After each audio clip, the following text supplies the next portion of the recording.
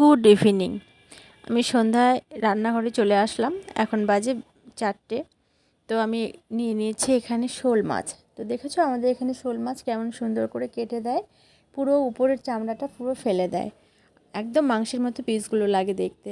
তো মাছগুলোকে আমি হলুদ লবণ মাখিয়ে নেব, ধুয়ে পরিষ্কার করে রেখে দিয়েছিলাম। এবার মাছগুলোকে কড়া করে ভেজে নেব। তারপরে আজকে করব শোল মাছের ঝাল। তো তোমরা শোল মাছের ঝাল হোক, শোল মাছের কষা, শোল মাছ কিন্তু কষা খেতে বেশি ভালো লাগে। তো যাই হোক, আমি ঝাল করছি। এখানে একটা গোটা পেঁয়াজ আমি ভালো করে সর্ষের তেলে ভেজে নিয়েছি। ফোড়নে দিয়েছিলাম একটা তেজপাতা, দালচিনি, একটা এলাচ।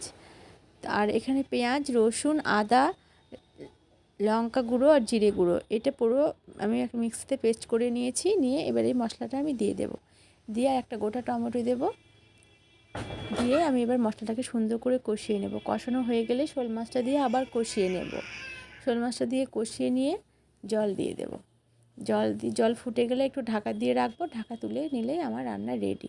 পুরো শোল মাছের ঝাল। এটা একটু ঝাল দেবে, একটু ঝাল ঝাল করবে, খেতে কিন্তু খুব সুন্দর লাগে। তো আজকে আমার ছোটো মোটো রান্না করেছিলাম, জাস্ট এটা করেছিলাম আর একটা ভাজা করেছিলাম, সেটা তোমাদের সঙ্গে শেয়ার করলাম না, জাস্ট এটাই শেয়ার করলাম।